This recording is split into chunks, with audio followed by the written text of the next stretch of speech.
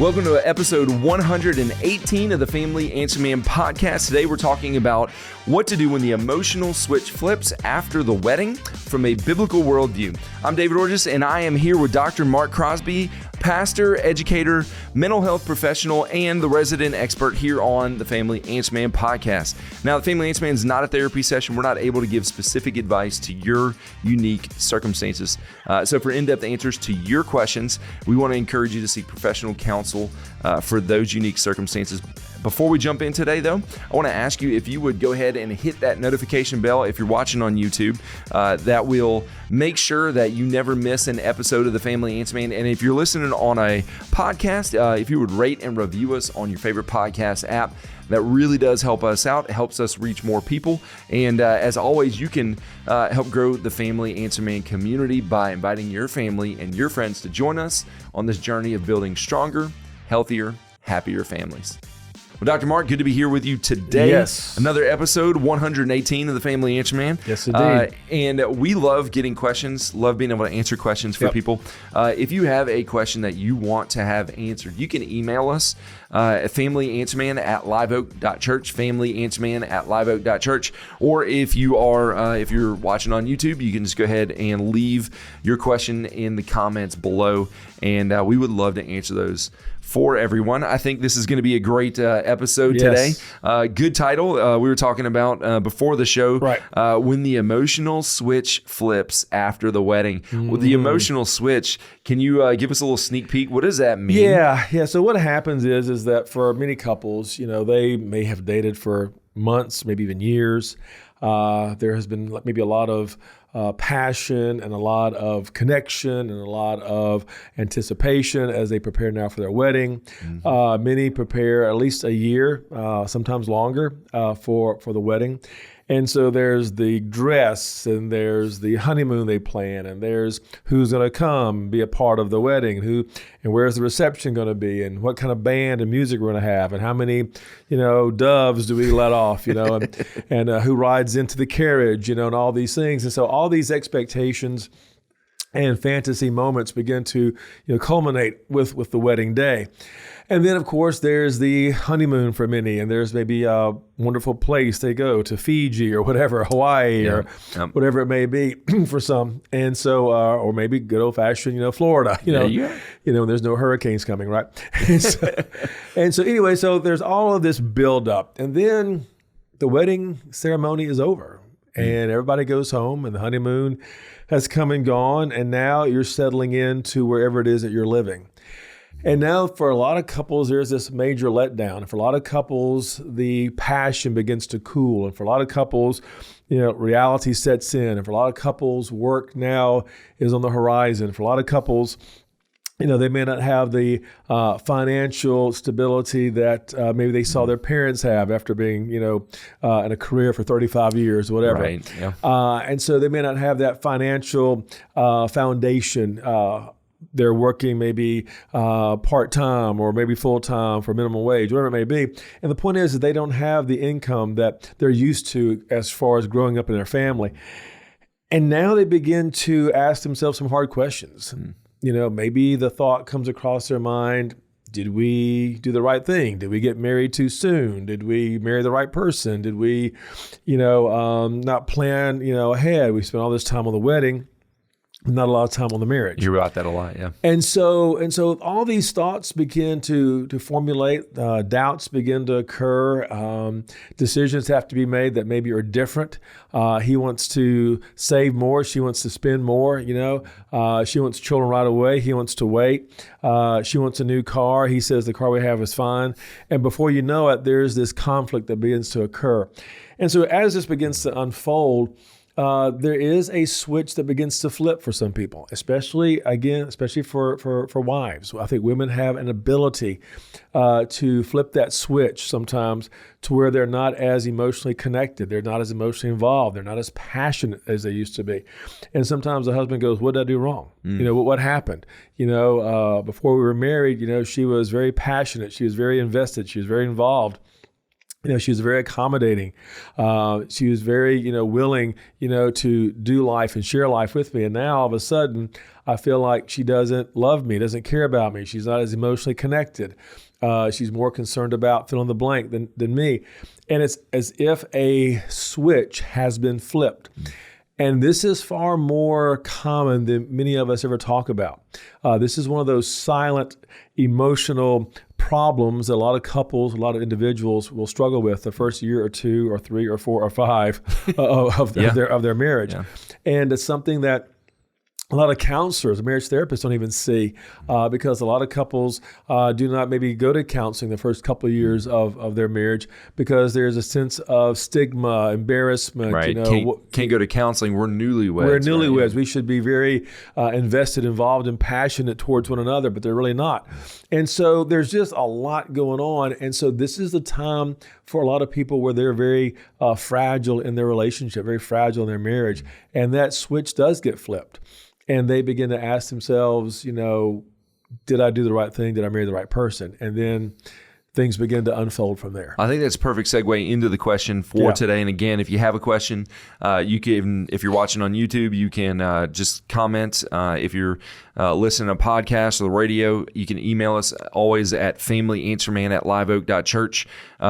But the question is this. It says, when my wife and I were dating, she was interested in me, excited to see me, and passionate about our relationship. But now I feel like I'm wrong all the time. I feel like she couldn't care less about seeing me, and the passion seems to be gone. Wow. What can I do? Yeah, so again, for many of the who are listening right now, you perhaps can relate to this on some level, at least at some season in your marriage. Right. And I think what happens is several things, several principles and patterns we need to look at. Number one, I think we live in a culture where we forget that marriage is a sacred responsibility.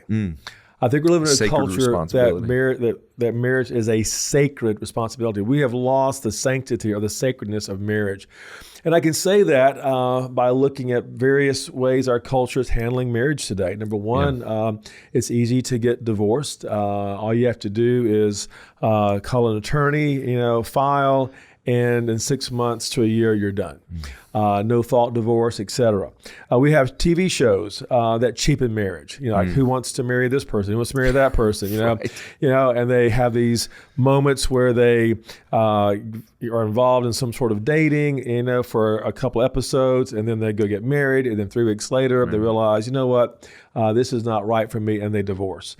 To me, that cheapens marriage. Marriage is not advanced dating, as we've said many times on this show. But we want to cheapen marriage because I believe we live in a culture that cheapens many things that are sacred and that have this sense of sanctity. So we forget that, again, marriage is sacred. We forget also it's a godly responsibility. And sometimes we forget that this is, again, a godly commitment. So that's the first thing. I think we live in a culture where we have cheapened the sanctity of marriage. Number two, for many couples and for many brides, I will emphasize this, that the emphasis, as we said a while ago, for many brides is not on the marriage or being a wife. For many brides, unfortunately, the emphasis is on the ceremony. Right. Who all is going to be there, who all gets invited, who all is going to, celebrate. Or sometimes the emphasis on the dress. Once again, we have a TV show right. dedicated. Say yes to the dress, right? That's dedicated to the whole, as if everything revolves around what this dress is going to look like. And so here we have this, $25,000 dress we wear for 25 minutes, and so anyway, but yes, the ceremony, the dress, the party afterwards, the honeymoon, all of these things are now the emphasis, but not so much the marriage. And so for many, what happens is that as they are getting married, as they're preparing for their wedding day, unfortunately for many, it's a box that is checked. I graduated high school, I graduated college. Next on the agenda is to get married. So here's a box I need to check. For some, unfortunately, and I've heard this testimony hundreds of times, that for some people, marriage or getting married is a means of escape.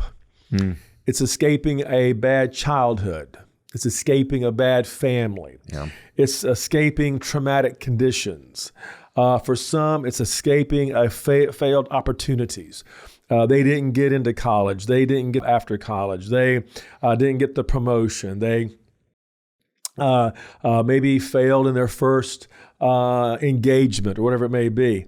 And so for many, it's failed opportunities. And so for others, maybe it's destroyed dreams. And so because the dreams were destroyed, the opportunities failed, the childhood was bad, the family they grew up was bad, the conditions were traumatic. So they say, well, maybe the marriage, maybe a wedding will satisfy my emotional concerns and my emotional emptiness. Yeah, and try to fix all that with this new thing. I'm going to escape into something. I'll escape the bad childhood. I'll escape the bad family. I'll escape the traumatic conditions. I'll escape the failed opportunities. I'll escape the destroyed dreams by getting married. And so what happens is you get to be a princess for a day. Yeah. And then reality kicks in. And so for what happens to many brides is after the ceremony is over, after the dress has been put in the closet, neatly, preserved, if you will, maybe placed in the attic, after the party is over and after the honeymoon has concluded, they realize that, here I now have a husband in my life.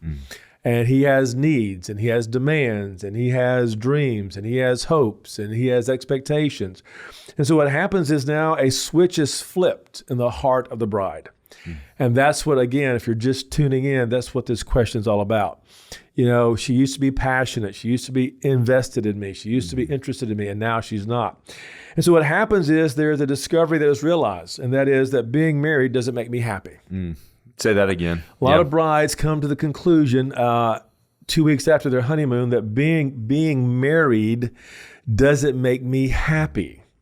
And what happens is they say, I have a husband now.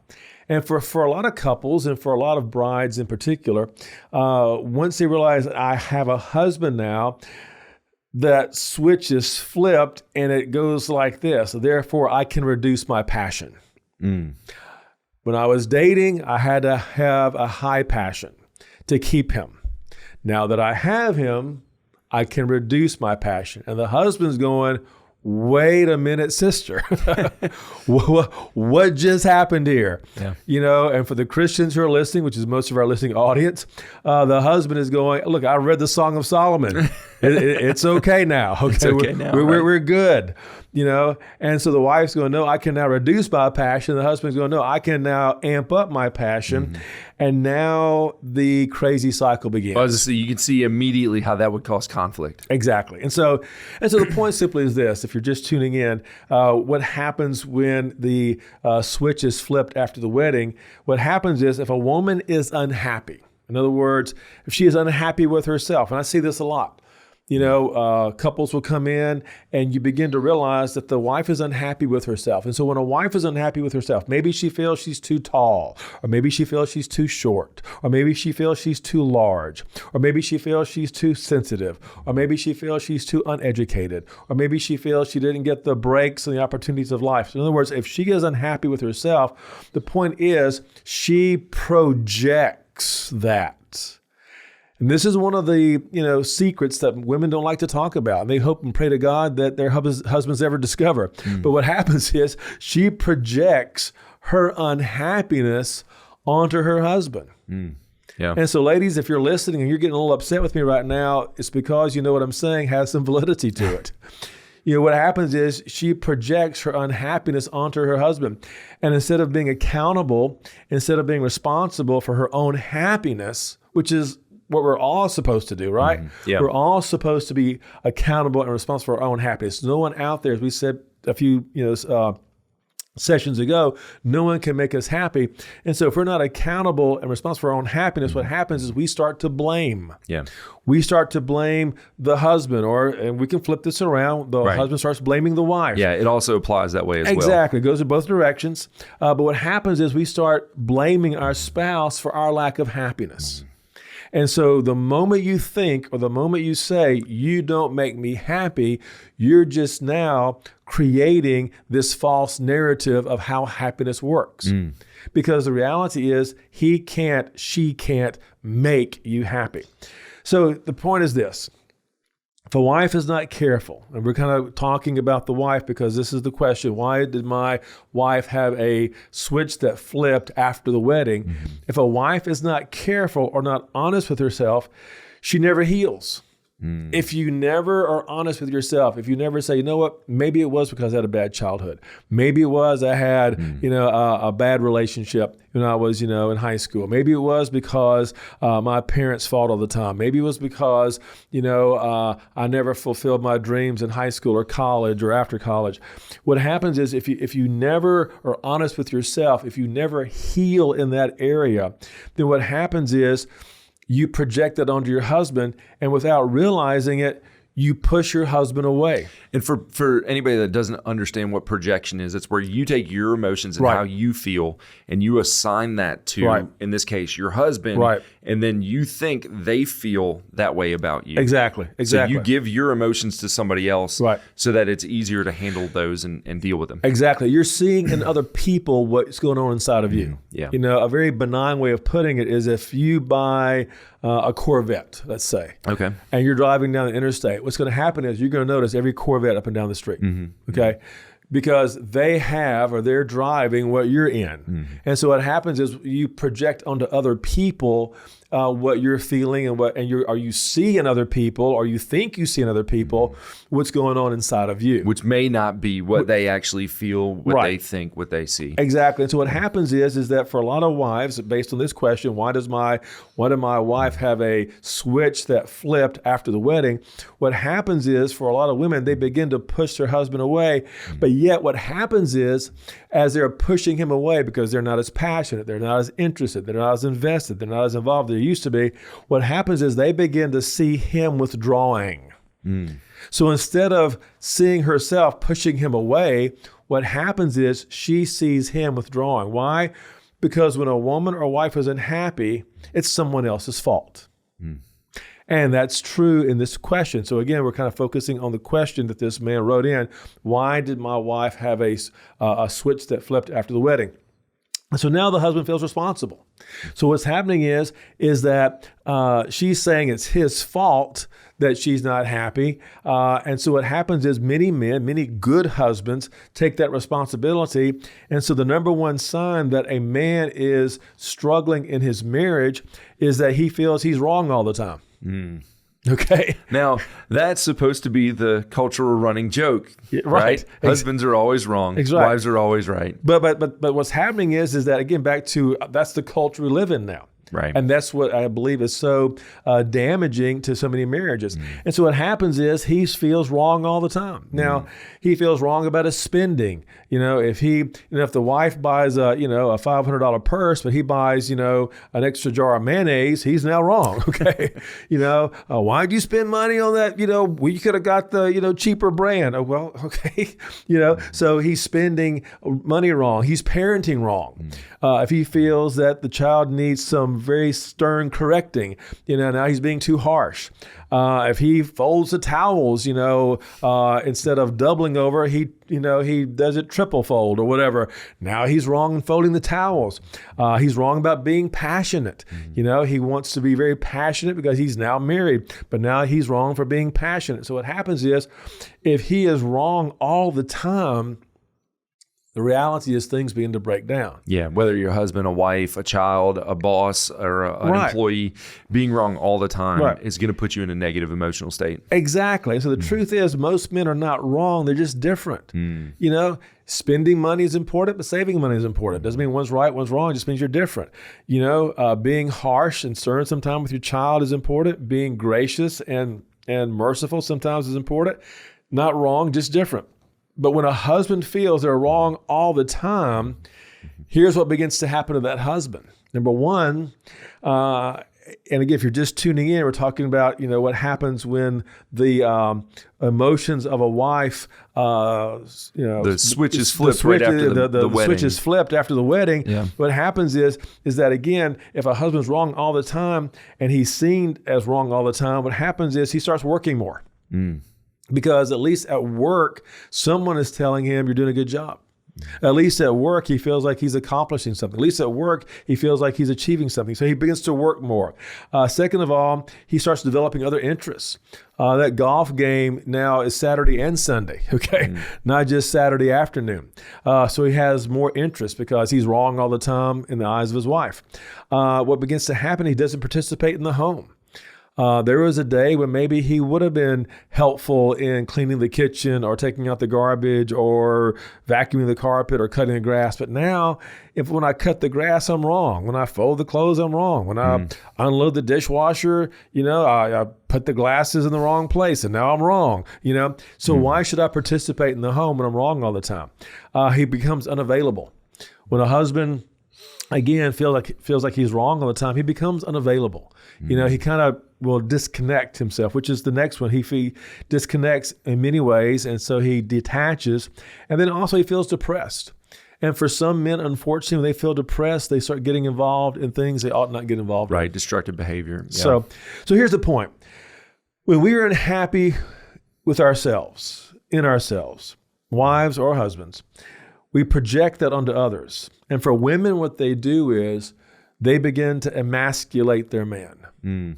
They begin to emasculate. They begin to tear him down, begin to put him down. They begin to try to control him. They become very demeaning, if you will. For men, they disconnect from their wife. They withhold love. They're not as available, as we said a moment ago. And now the crazy cycle happens.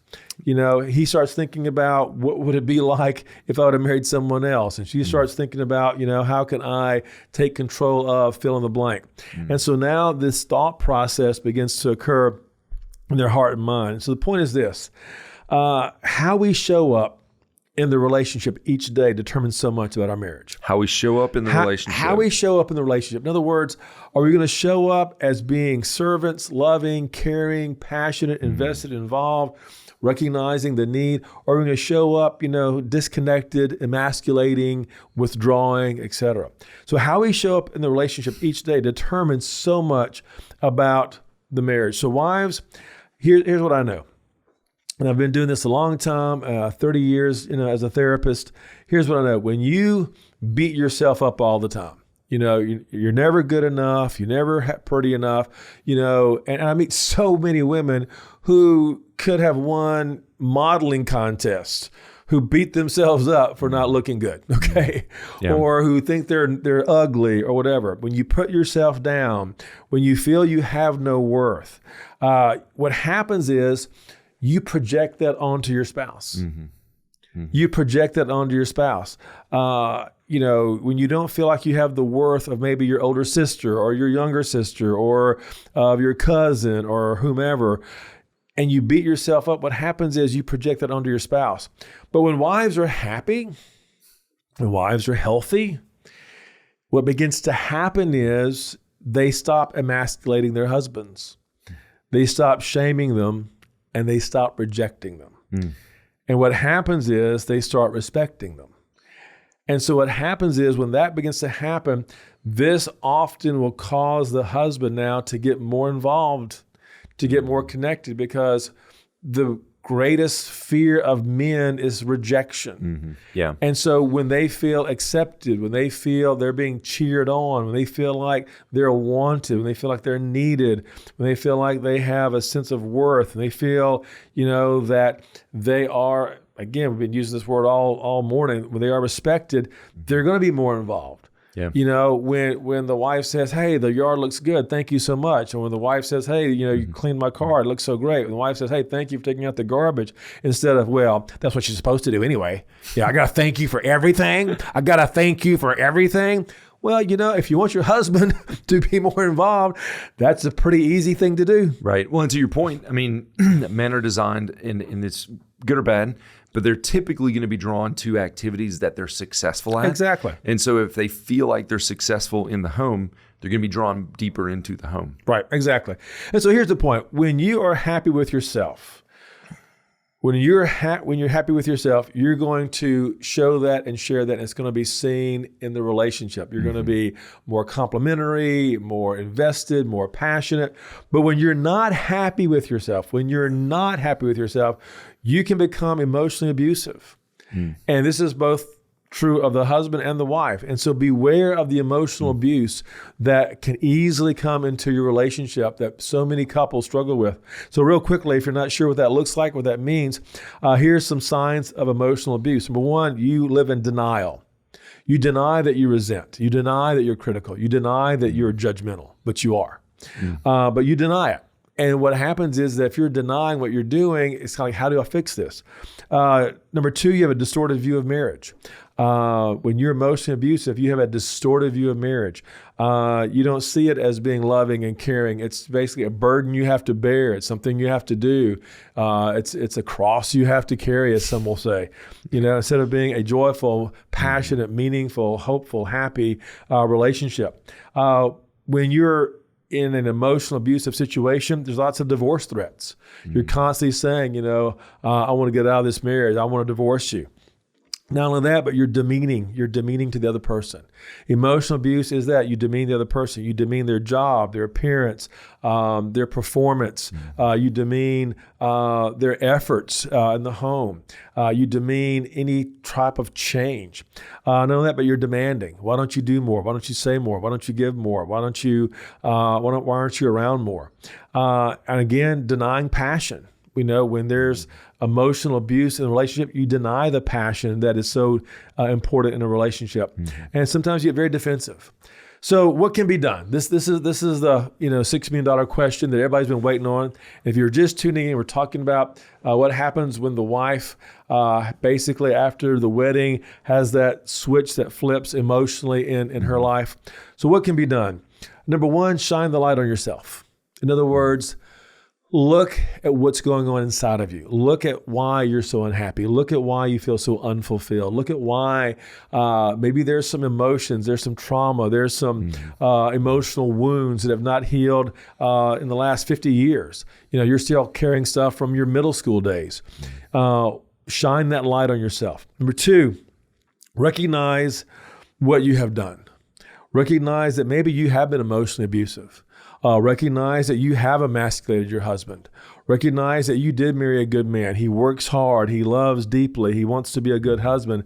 But you have emasculated him because you see him as boring and routine when he's just trying to be a good husband. Which again, another little sidebar, one reason why so many women, especially in their early years, go after the bad boy is because they see him as exciting. And women struggle with being bored. They struggle with having routine. And it's not until they're 20s, 30s, or 40s, they realize, maybe I need a guy who's got routine. Maybe I need a guy who works hard. Maybe I need a guy who loves me. Maybe I need a guy, who seeks my best interest.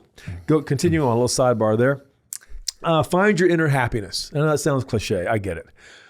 But there's something to be said for that. Find that happiness that can only come inside of you. Well, yeah, and when you find your inner happiness, that's something that then you can bring to the table. You can bring happiness into a situation, which makes a family and a home more likely to be happy. Which means, you may have to get some therapy and deal with those emotional wounds and deal with that trauma that you experienced as a kid.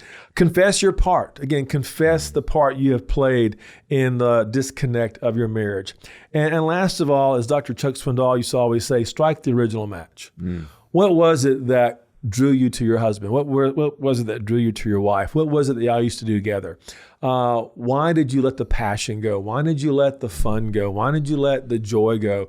Why did you let those dates go? Why did you let those places that you used to love to visit? Why did you let that go? Oh, well, we had kids and we had jobs. And I get all that. But you know what? Yes, you're not as spontaneous as you used to be, but you need to carve out some time. Yeah. Because those are the things that will help you to keep that switch on after the wedding and keep that passion going and keep that love flowing and keep that joy there. And yes, if I can use that word, keep the happiness invested and involved. Because if not, again, it is so easy for that switch to flip.